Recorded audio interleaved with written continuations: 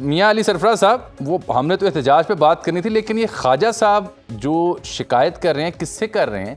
हुकूमत तो ख्वाजा साहब की नहीं है।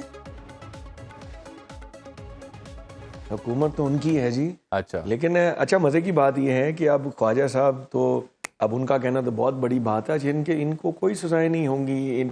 और अगर वो ख्वाजा साहब लिस्ट भी प्रोवाइड कर देना कि कौन कौन से लोग गए हैं, तो मेरा ख्याल है उनको कोई नहीं पूछेगा, क्योंकि पूछने के लिए हम जो हैं हर करदा ना करदा गुनाह के लिए पीटीआई वाले बैठे हैं ना, सजाएं लेने के लिए।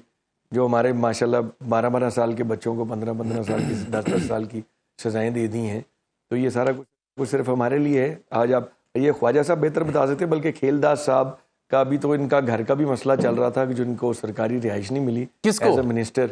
उस पे भी आज इनसे पूछें कि उस खेलदास साहब को अच्छा। रिहाइश नहीं ना मिली, हाँ। वजीरों वाला घर नहीं मिला, क्योंकि वो भी दाएं बाएं कुछ ये गिला कर रहे थे कि पता नहीं किसी और कुछ लोगों के पास शायद हैं। नहीं, वो घरों की तज़ीन और आइश के लिए तो मियां साहब आजकल सीडीए पे इश्तिहार आते हैं तज़ीन और आइश के लिए, तो आज घरों की वो खेलदास साहब को नहीं मिल रहा घर। अच्छा। पूछा था एक प्रोग्राम में, अच्छा। हम इकट्ठे ही थे। अच्छा, वो किसी और को मिल रहा है और इनको भी नहीं पता किसको मिल रहा है। मजे की बात ये है।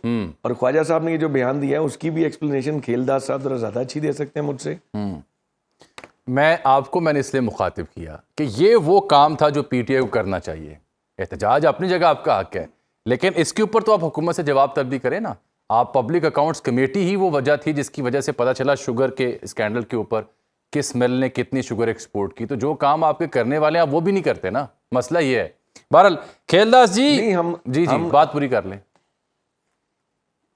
मियां साहब, बात आपकी अधूरी रह गई। बहुत कुछ कर रहे हैं हमें कर जी हमें, मैं आपको बताऊं जी, हम ये काम बिल्कुल करना चाहते हैं और कर भी रहे हैं। जहां तक कहते हैं शुगर के ऊपर हमने बड़े सवालात उठाए थे, लेकिन हमारी तो मुसीबत ये बनी हुई है, हमें तो असेंबली जाते हुए डर लगता है। क्यों? हमें यही नहीं पता लगता कि कहाँ पे। मैं आपको बताता हूँ क्यों।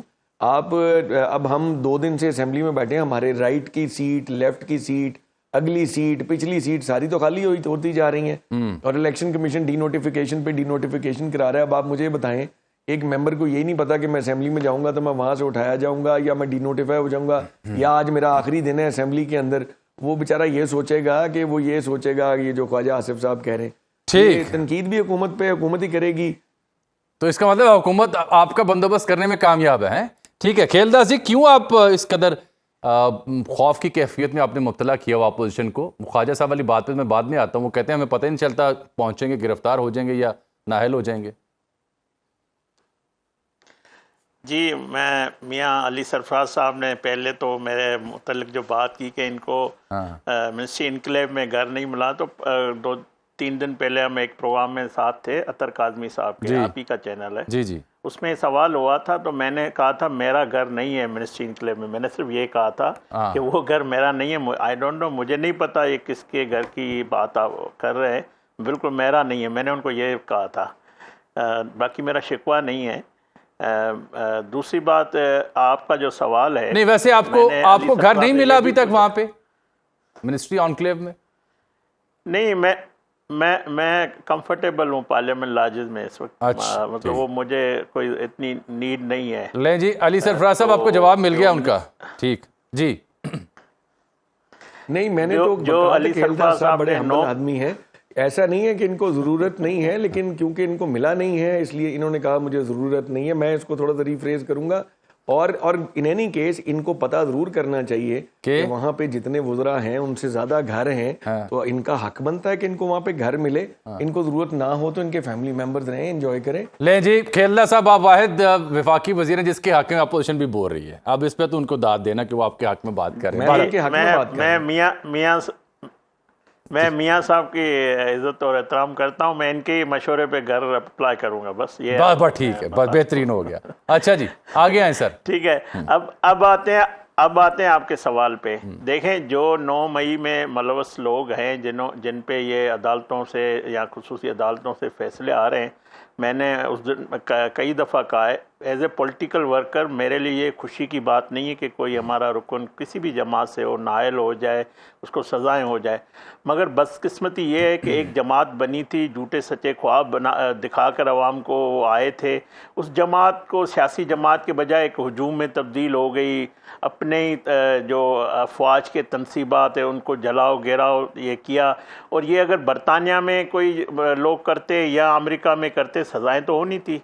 ये जुर्म ही ऐसा है, उसकी सज़ाएं फैसले तो उधर तो दिनों में आने थे, इधर तो 2 साल लग गए हैं। तो ये फैसले हमारी ख्वाहिशात नहीं है, हमारी ख्वाहिश, हम ये ज़रूर समझते हैं एज ए पाकिस्तानी कि मेरे शोधा की अगर कोई बेरमुती करे, तज़ीक करे, मेरे तनसीबात, आपकी तनसीबात, ये जो हमारे दिफा के लिए, हमारी सलामती, उस पर कोई हमला करे, उस इदारे को कोई कमज़ोर करने की कोशिश करे। जिस दिन 9 मई की जो साजिश थी field marshal general Asim Munir के ख़िलाफ़ सिर्फ थी नहीं थी, वो पूरे इदारे के ख़िलाफ़ थी। वो इदारा अगर मजबूत है तो पाकिस्तान मजबूत है, वो अगर कमज़ोर होता है तो पाकिस्तान कमज़ोर होता है। तो ये मैं एज ए पॉलिटिकल वर्कर समझता हूँ ये रास्ता जो जिसका इंतखाब किया इमरान खान ने किया, ये दुरुस्त नहीं है। तो इससे मेरे लिए ये खुशी की बात नहीं है कि ये रास्ता उन्होंने चुना। मेरा सियासी मुखालिफ हो, सियासी मैदान में मेरा मुकाबला करे, मुझे शिकस्त दे या मेरे से जीते, बड़ा जलसा करे या छोटा करे, सियासी रास्ता हो ना, तो मेरे लिए वो अच्छी बात है। मगर जो ज़ाहिर, मैंने मियाँ साहब से भी पूछा तो आपने तो 9 मई नहीं किया, इन्होंने कहा नहीं मैं नहीं था उस दिन।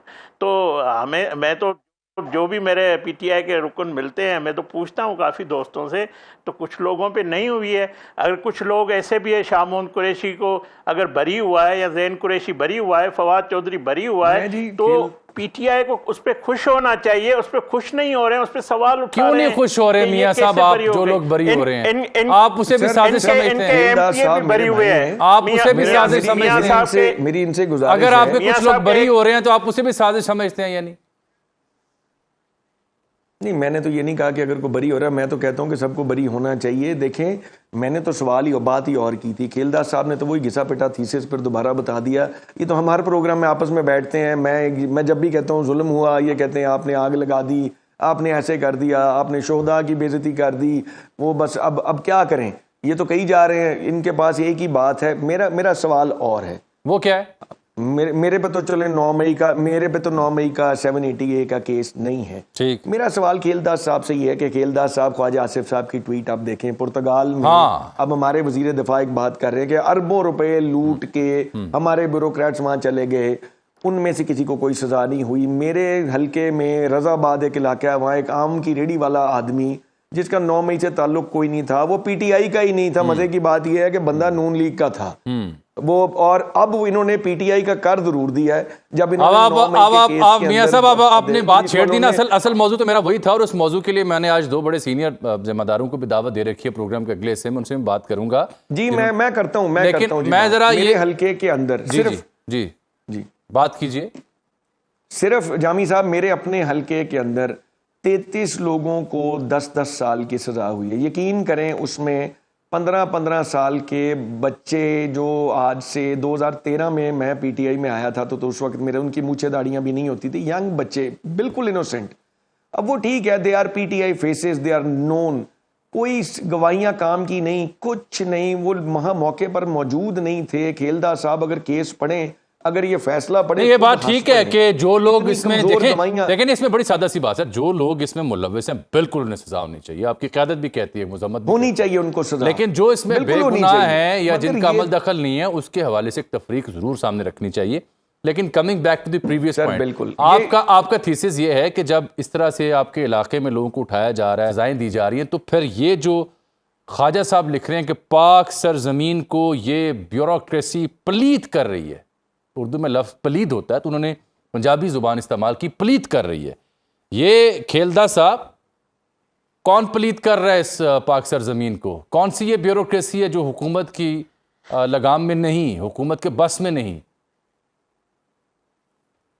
देखें, ख्वाजा आसिफ साहब हमारे सीनियर रहनुमा है और सीनियर पार्लियामेंटरन है, कई बार वो फेडरल मिनिस्टर हैं, आज भी हैं, कई दफ़ा MNA बने, उसका वसी तजर्बा है 40 साल से भी। मेरी उम्र के 10 साल का मैं होगा तो ख्वाजा साहब सियासत में आए, तो तो वो अपने उनका जो नुक्ते नज़र है, अपने तजर्बात, अपने जो उनका जो वक्त गुजरा है वो उस हिसाब से वो दे रहे हैं।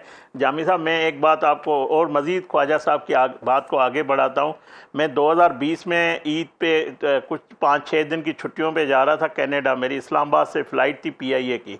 तो मैं जब उस फ्लाइट में बैठा हुआ था, उसमें मुझे 5 से 6 सेक्रेटरी जो जिनका ताल्लुक सिंध से भी था, फेडरल में था, तो वो फैमिली के साथ जा रहे थे। तो मैंने उनसे पूछा आप कहाँ जा रहे हैं? उन्होंने कहा हमारे घर जो है उधर भी कनाडा में भी है। तो मैंने कहा आपने ड्यूल नेशनलिटी ली हुई? तो उन्होंने मुझे जवाब नहीं दिया।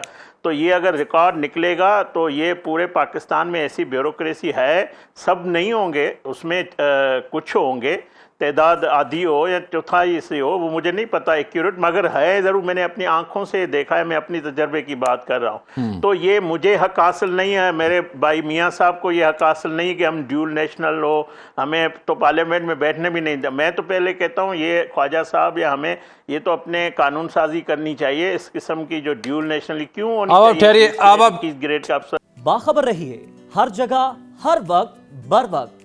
अभी सुनो न्यूज का YouTube चैनल सब्सक्राइब करें और बेल आइकन पर क्लिक करें और जानिए मुल्की और गैर मुल्की हालात व वाक़यात यकीन के साथ।